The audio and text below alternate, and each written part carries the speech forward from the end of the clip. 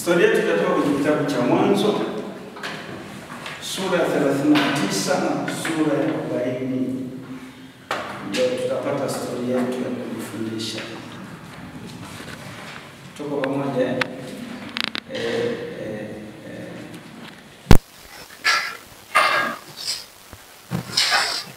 Historia yetu itatoka hapo. Na kichwa cha somo kwa wale ambao tutafuatana kwenye hili somo, tutajaribu kutembea na kichwa cha somo kinachosema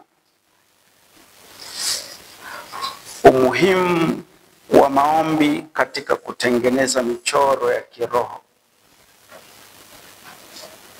Umuhimu wa maombi katika kutengeneza michoro ya kiroho. Ndio litakuwa somo letu. Kwa leo hatuwezi tukapata nafasi ya kumaliza. Tutafanya some introductions, alafu tuone jinsi ambavyo inaweza ikawa. Ukifuatilia story iliyoko hapa kwenye chapter hizi mbili, na unaweza ukaendelea nafikiri zaidi ya hizo chapter, utakuta story ya mtu tunamjua kama Yusufu. Yusufu ndiye tutakayemtumia kuwakilisha mifano ambayo iko mingi sana kwenye Biblia. Ninapoongelea swala la michoro ya kiroho, ndio michoro inayoleta uhalisia wa vitu mwilini. Yaani ulimwengu wa roho huwa kuna vitu vinaitwa michoro ya kiroho. Mungu huwa anaitumia, shetani naye huwa anaitumia. Yaani by the way, maisha ya mwanadamu ni story ya kuunganisha doti. Maisha ya mwanadamu duniani ni story ya kuunganisha doti. Doti moja inaungana na doti nyingine, inaungana na doti nyingine, inaungana na doti nyingine. Mpaka siku unakufa, zile doti zako zinakuwa zimeunganika na kuleta story fulani ya maisha yako, yenye maana fulani. Either hiyo maana itakuwa nzuri, au itakuwa mbaya, au itakuwa imechanganyikana. Itakuwa ni maana ya kufaulu kwenye maisha, au itakuwa maana ya kufeli kwenye maisha. Sasa hiyo story yako ya kufeli, ya kufaulu, ya kuharibikiwa, ya kuacha legacy na heshima, au ya kufanya hata jina lako wasitamani watu kulisikia, ni muunganiko wa doti ndogo ambazo kwa lugha rahisi tunaita matukio yatakayokupata kwenye maisha. Haya matukio yanaandaliwaga rohoni kama michoro. Kama michoro. Na narudia, anayeshiriki kuitengeneza hiyo michoro anaweza akawa ni Mungu au anaweza kuwa ni shetani. Tuko pamoja? Ndio. Yaani wachawi wanapokaa kwenye kikao huwa they are very determined, very focused. Wanapokaa kuanza kujadili namna ya kuvurugia, huwa wanaanza kupanga namna itakavyokuwa openly. Na wakikuonyesha au Mungu akikuonyesha, ndio maana wengi tunaotaga ndoto. Unaota ndoto unasafiri, unatembea polini, unakutana na vitu, mara ukutana na mbwa unamkwepa, mara ukutana na hiki unakikwepa, mara ukutana na nyoka unamkimbia, mara unakutana na shimo hilo unataka kutumbukia, mtu anakusaidia na kuokoa. Vile vitu watu wengi huwa wanadhania ni ndoto tu from nowhere. Lakini huwa si ndoto from nowhere. Ni michoro iliyopangiliwa kiroho na mashetani, aidha na wanadamu ambao ni watumwa wa kuzimu, ambayo inakufocus wewe au inakufuatilia wewe ili kubadilisha au kuharibu tafsiri ya maisha yako. Aidha uharibikiwe au ufe, whatever, lakini wanachora ile michoro.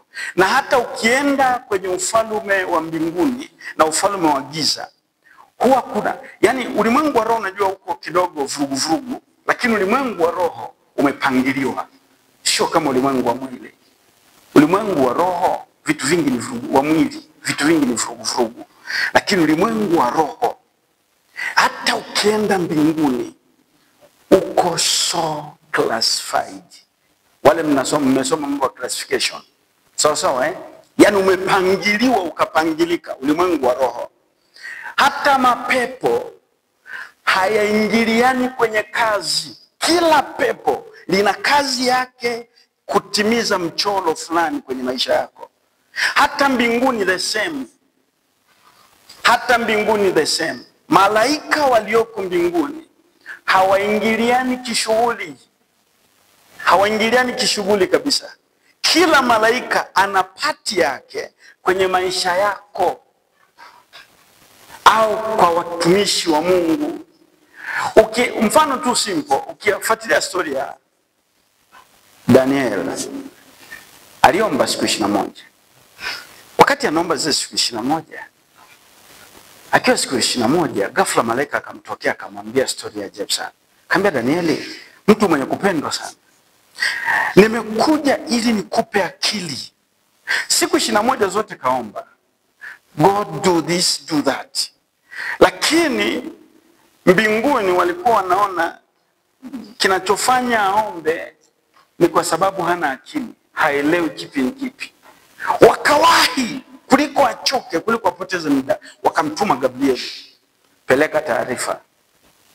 Kafika kwenye anga la Uajemi, akakutana na wakuu wa giza, wakamkamata. Ni malaika. Malaika huwa wanaweza wakazuiliwa. Kwa nini? They are so specified. Malaika wa information, sio malaika wa vita. Hawezi kujitetea. Hawezi.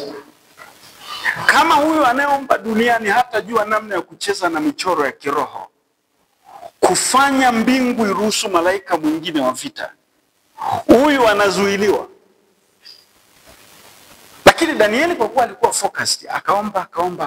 Siku 21, malaika wa kundi la pili akaruhusiwa. Akaja akakamatana na wale wakuu wa giza, kwani yeye ni wa vita. Yule mwingine akawa huru, akaja akamleta information. Ulishajaribu kuwaza kama malaika anaweza akazuiliwa? Malaika huwa hawezi akajeruhiwa, ila huwa anaweza akazuiliwa. Kwa mfano, najaribu kutoa mifano tu simple. Kuna watu wanapenda maombi ya vita. Sawa fire sio mabaya, lakini unahitaji shule. La sivyo, the same prayer will kill you. Sawa? Yaani kuna vitu waga vinatakiwa, kuna procedure lazima uzifuate. Kwa nini? Kwenye ulimwengu wa roho vitu viko so arranged, haviko randomly tunavyofikiriaga. No. Yaani kwenye ulimwengu wa roho hujafika hatua ya 5, usisubutu kupiga hiyo hatua. Ulimwengu wa roho anafuatilia hatua moja, ukikamilisha, ukiweka mguu kakaa sawa, ndio unatakiwa upige hatua ya 2. Ukiweka mguu kakaa sawa, unapiga hatua ya 3. That's how they do in a spirit realm. Sawa? Sasa kuna watu from nowhere anaokoka leo, kesho yake mnamuingiza kwenye maombi ya vita. Ndio maana ndio anaacha wokovu. Kabisa. The same prayer inamuua. Kwa nini? Kibiblia nenda kasome habari na story ya Yeremia. Yeremia, Mungu anamwambia nenda mbele yangu kwa uaminifu. Na ukienda mbele zangu kwa uaminifu, nitakufanya kuwa boma. Kumbuka ni mtumishi wa Mungu. Na hiyo ni kama sura ya 2 ya 3. Kwenye sura ya kwanza ameshaambiwa nitaweka neno langu kinywani mwako. Ameshaahidiwa kwenda na Mungu. Sura ya 3 Mungu anamwambia mzee, usikurupuke, sijakulinda bado. Kaa na mimi vizuri kwa discipline mpaka nikufanye kuwa boma. Ndipo watakapopigana na wewe hawatashinda. Sawa? Sasa kurupuka kama Yeremia, story yake ilivyokuwa, ukurupuke uende ukapigane, wanakuua na wanakushinda. Na Mungu mbinguni atasema, okay, amsomaji maandiko. Tuko pamoja Okay. Kwa mfano, kuna malaika ambao ukishakaa na Mungu vizuri, huwa wanakulinda. Wanaruhusiwa kukulinda. Sawa Wanaruhusiwa kukulinda. Malaika anakaa na wewe to protect you. Sasa kituko huwa kiko hapa. Malaika wa kukulinda huwa apigani vita. Hamuelewi. Ukielewa lugha yangu ya kwanza, utaheshimu sana ulimwengu wa roho. Utauheshimu na hutaharibikiwa. By the way, niwaambie ukweli wanangu, watu wengi wamefia njiani wakifanya vitu ambavyo walikuwa wanaamini wanaokolewa, kama maombi, kama kufunga, kwenda milimani. Ziko story nyingi, fuatilia. Kuna watu wanapanda mlimani wamebebana, mabinti na vijana wanaenda mlimani, wakitoka wameoana mlimani. Hawakwenda wakiwa na wazo la kuoana, lakini walipofika mlimani wakakutana na roho ambayo walikuwa bado hawajatengenezewa kaulinzi. Hawana, ghafla pepo linawaingia, wanajikuta wanachafuka ki mindset, wanaanza kutongozana na kujengeana mazingira, na wanatoka mlimani badala ya kuomba wamezini. Kijana wangu mmoja aliwahi kwenda likizo kutoka high school, akaenda likizo. Kufika likizo akachukuliwa na mchungaji wake akaenda maombi ya siku 3 mlimani. Alipotoka mlimani, tangu kipindi hicho akawa hawezi kuomba tena.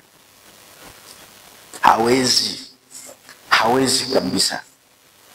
Sasa mimi kwa kuona video nikamwambia pole, lakini zoezi lako ni inabidi tuanze kusaidiana kama chekechea. Sasa taratibu, tuko pamoja wanangu. What happening ni kwamba ulimwengu wa roho huwa kuna michoro. Sasa tunavyofundishana hili somo la umuhimu wa maombi, sawa katika masuala ya michoro ya kiroho, ni somo ambalo litatusaidia tupite hatua moja na nyingine. Utajua umuhimu wa maombi, utajua hatua za maombi, utajua discipline za kwenye maombi. Ni muhimu sana. La sivyo, wakati unachora, kwa sababu prayer is like navigation. There is a beginning point and the ending point. Lakini watu hatujuagi. We know prayer is prayer. Niambie wanangu, hata wachawi hawako rafu. Wachawi hawako rafu. Tena wachawi huwa na tabia, anaweza akaja akaanza kukustadi kwanza, akakuchungulia hata wiki au miezi, anakufuatilia. Atajua tabia zako, atajua marafiki zako, atajua unachopenda kula, atajua muda kwa maombi, atajua weakness zako. Akishajua vile vyote, anaenda kuchora mchoro. Tunaanzia wapi, tunamalizia wapi. Ndio maana ukiona leo una vibe, una kamoto kwa kumpenda Mungu, usifurahi rafiki yangu. Kesho tunaweza tukakukuta wewe ni mlevi mzuri sana, mwovu complex, mpaka wewe mwenyewe uwezi, you cannot define. Kwa sababu take note, haya maisha yanaanzia rohoni. What you see in physical realm is a product.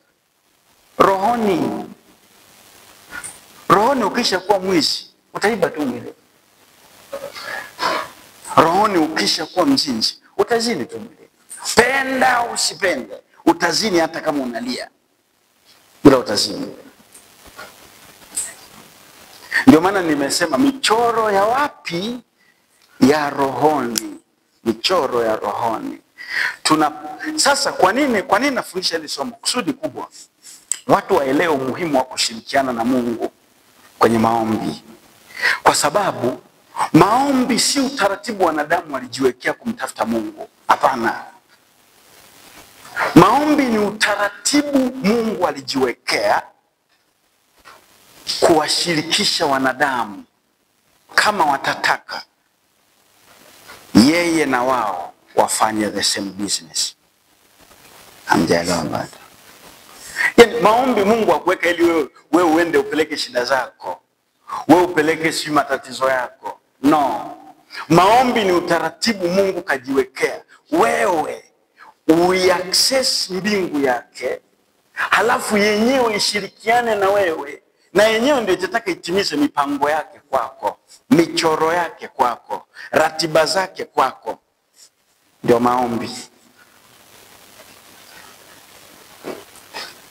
That's why Tanzania waombaji wengi ni waombaji ambao hata kujibiwa ni ngumu. Kwa nini? Sisi tunajua maombi ni kupeleka shida. Unafunga siku 7 unaomba upate mume. Bwana Bwana Bwana. That is not biblical. Kibiblia ni kwamba unaenda mbinguni kumuuliza Mungu concept yake, idea yake, na unasimama kwenye zamu yako ili mbingu iendelee kudraft mchoro ambao yenyewe ilitengenezaga for you. That is prayer. Yazakana tusielane, muda umeisha. Part of introduction tutaendelea next week. Sawa kwa tujitahidi tuwahe, alafu Mungu atakubariki. Hello.